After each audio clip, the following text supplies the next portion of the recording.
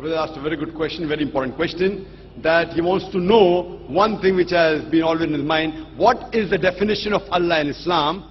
And by definition, the definition also includes many things which is negation, and it contradicts the definition of the other faiths. In fact, in Islam, the definition of Allah says what Allah is and also says what Allah is not.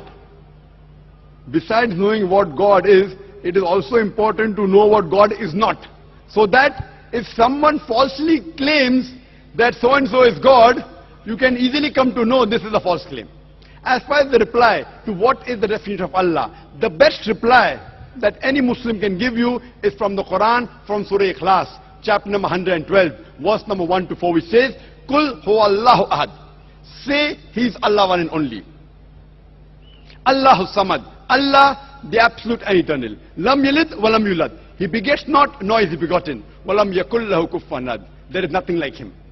This is a four-line definition of Allah subhanahu wa ta'ala, of Almighty God, given in the glorious Quran. This is the touchstone of theology. It is the litmus test to identify any person says so-and-so candidate is God. If that candidate fits in this four-line definition, we Muslims have got no objection in accepting that candidate to be God. The first is, Qul huwallahu ahad. Say it Allah one and only. Allahu samad. Allah, the absolute and eternal. Lam yalid wa lam yulad. He begets, nor is he begotten. Wa lam yakul lahu kufuwan ahad. There is nothing like him. For example, I'll give you an example. There are some human beings who say that Bhagwan Rajneesh is God. During question and answer time, there was a Hindu brother who told me that if Hindus don't consider him to be God. I never said that the Hindus call Bhagwan Rajneesh to be God. There are many human beings who claim Bhagwan Rajneesh is God. Now I will give you a sample. Why do we use this negative also? Like say is Allah one and only is positive. Allahu samad, Allah the absolute eternal. Lam yalid wa lam yulad. He begets not, nor is he begotten. Why do we use this? Now we put this Bhagwan Rajneesh to test. The first test is, Qul huwallahu ahad. Says Allah one only. Was Bhagwan Rajneesh one and only? Was he the only man who has claimed divinity? There are hundreds who have claimed divinity, and in this country of ours, India, there are thousands of men who have claimed divinity. Thousands of people have said that they are God. He's not the only one. But Rajneesh Bhakt will say, no, Bhagwan Rajneesh is unique. So let's go to the next test. Allahu samad. Allah, the absolute and eternal. Was Rajneesh absolute and eternal? When we read his autobiography, we read there that Bhagwan Rajneesh, he was suffering from asthma, from diabetes mellitus, from chronic backache. Imagine Almighty God suffering from asthma, from diabetes mellitus, from chronic backache. The third test, Lam yalid wa lam yulad. He begets not, nor is he begotten. We know Bhagwan Rajneesh, he was born in Madhya Pradesh, and he had a mother and father. And in 1981, he goes to America and takes thousands of Americans for a ride. And in the state of Oregon, he starts his new center known as Rajneeshpuram. Later on, the American government arrests him and puts him behind bar. Rajneesh alleges that the American government gave me slow poisoning. Imagine Almighty God being slow poisoned. And 1985, the American government kicking him out of the country, he comes back to India and goes back to the city of Pune. And there, he goes and restarts his center, which is today called as Osho Commune. And if you visit Osho Commune today, if you go to a Samadhi, where his ashes have been kept after he died, it is mentioned over there on a Samadhi, on a stone, Osho, Bhagwan Rajneesh, Osho, never born, never died, but visited the earth from the 11th of December, 1931 to the 19th of January, 1990. Never born, never died, but visited the earth from the 11th of December, 1931 to the 19th of January, 1990. They forgot to mention on his Samadhi that he was not given visas to 21 different countries of the world.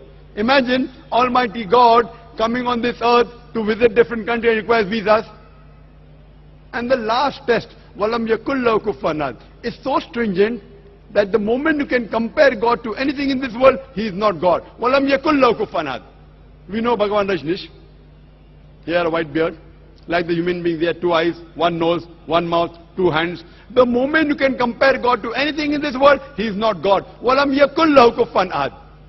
For example, someone says that Almighty God is 1,000 times stronger than Arnold Schwarzenegger. You may have heard the name of Arnold Schwarzenegger, the person who got the title Mr. World, strongest man in the world, Mr. Universe, the strongest man in the universe. The moment you can compare God to anything in this world, whether it be Arnold Schwarzenegger, Dara Singh or King Kong, whether it be 1,000 times or 1,000,000 times, the moment you can compare God to anything in this world, he is not God. وَلَمْ يَكُنْ لَهُ كُفُوًا أَحَدٌ. So this, brother, is, in short, the concept of Almighty God. As far as the second part of the question is concerned, that why does it contradict with the concept of God in other religions? In fact, it's a misconception that the concept of Allah subhanahu wa ta'ala in the Quran, it contradicts with the others religion. It contradicts against the practices of the other religion, I agree with you, but does not contradict against the other religious scriptures. Because unfortunately, the followers of most of the religions, whether it be Christianity, Hinduism, etc., they do not read their own scriptures. So if we analyze the practices of the non-Muslims, it does contradict. But if you go back to the scripture, if you have to understand the concept of God in any religion, the best is to try and find out what that scripture of that religion has to speak about God. Don't try and find out the concept of God by observing what the followers of the religions do. For example, if you want to know the concept of God in Sikhism, the best place you can go is Guru Granth Sahib, Adi Granth. If you read the first volume, first chapter, first verse of Guru Granth Sahib, it is known as Japuji. What does it say? Correct? Known as Japuji. It says that God is one. He is called the true. He is called as eternal. He is existent. He is compassionate. He is free from fear and want. And if you know, in Sikhism, Sikhism believes in one God. It does not believe in idol worship. It does not believe in Avatarvada. And in the manifest form, he is called as Omkara. And unmanifest form, he is called as Ekomkara. And if you read the scriptures of Sikhism, there are various attributes given to Almighty God. If you read the 6 scriptures, Almighty God, he is called as Satyanama. He is called as holy name. He is called as Kartar, the creator. He is called as Rahim, merciful. He is called as Kareem, beneficent. He is also called as Vahe Guru, the one true God. So if you go back to the scripture, the concept of God in Sikhism and Islam is the same. Similarly, if you go to Hinduism, in Hinduism also, if you go back to the Hindu scriptures, it's clearly mentioned in the Upanishad, Chandogya Upanishad, chapter number 6, section number 2, verse number 1, Ekkam Evidityam, God is only one without a second. It's mentioned in the Svetasridhar Upanishad, chapter number 6, verse number 9, Nachasya Kasij, Janitana Chadipa. Of that God, there are no parents. He has got no superior. He has got no Lord. It's mentioned in Svetasridhar Upanishad, chapter number 4, verse number 19, as well as Yajurved, chapter number 32, verse number 3, Na Trasya Pratima Asti. Of that God, there is no Pratima. Pratima in Sanskrit means, it means an image, a photograph, a painting, a picture, a portrait, an idol, a statue, a sculpture. So it says, Na Tasya Pratima Asti. Of that God, there is no image, there is no painting, there is no portrait, there is no photograph, no sculpture, no idol, no statue. But unfortunately, yet you find that Hindus are doing idol worship. Who's to blame? I am quoting the Vedas. Vedas is the highest authority amongst all the Hindu scriptures. But yet you find that Hindus do idol worship. Why? Because the scholars of Hinduism, they tell that, see, Brother Zakir, you know, at the lower level, people don't understand, so for concentration we require the idol. When we reach a higher level of consciousness, then idol is not required. So I tell this Hindu Pandit, we Muslims have already reached the higher level of consciousness. It is the basis of Hinduism, basis of Vedas. But there are some sects in Hinduism, like Arya Samaj, which completely denounce idol worship. So similarly, if you go to Christianity, if you read the Christian scriptures again idol worship.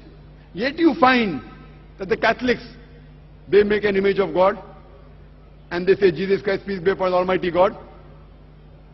If you go to Judaism, so what we realize that if you go to the Christian scriptures, the Christianity and Islam, the teachings of Jesus Christ, peace be upon him, it is similar. But most of the Christians, what they claim, that Jesus Christ, peace be upon him, he claimed divinity. In fact, if you read the Bible, there is not a single unequivocal statement in the complete Bible where Jesus Christ, peace be upon him, himself says that I am God, or where he says worship me. If any Christian can point out any unequivocal, any unambiguous statement in the Bible where Jesus Christ, peace be upon him, himself says that I am God, or where he says worship me, I am ready to accept Christianity today. In fact, if you read the Bible, it's clearly mentioned. It's mentioned in Gospel of John, chapter number 14, verse number 28. Jesus Christ, peace be upon him, said, my Father is greater than I. Gospel of John, chapter number 10, verse number 29. My Father is greater than all. Gospel of Matthew, chapter number 12, verse number 28. I cast out devil with the Spirit of God. Gospel of Luke, chapter number 11, verse number 20. I with the finger of God cast out devil. Gospel of John, chapter number 5, verse number 30. I can of my own self do nothing. As I hear, I judge, and my judgment is just. For I seek not my will, but the will of my Father. Anyone who says I seek not my will, the will of Almighty God, is a Muslim. So Jesus Christ, peace be upon him, he was a Muslim. He never claimed divinity, and it's clearly mentioned in the book of Acts, chapter number 2, verse number 22. Ye men of Israel, listen to this. Jesus of Nazareth, a man approved of God amongst you by wonders and miracles and signs which God did by him, and you were witness to it. A man approved of God amongst you by wonders and miracles and signs which God did by him, and you were witness to it. So if you read the Bible, even in Judaism and Christianity, they believe in one God who has got no images. It's clearly mentioned in the book of Deuteronomy, chapter number 5, verse number 7 and 8. It says that thou shalt have no other God besides me. Thou shalt not make unto thee any image, any graven image, of anything, of any likeness, in the heaven above, in the earth beneath, in the water beneath the earth. Thou shalt not bow down to them, nor serve them, for I, thy God, thy Lord, is a jealous God. For more details, you can listen to the talk of my son. Tomorrow my son, at 3:45, is going to be a detailed talk. This was just highlights on the same topic, concept of God in major world religions. And you'll find out it is the same. We believe in one God who has got no images, and we worship him alone and no one else. Hope that answers the question.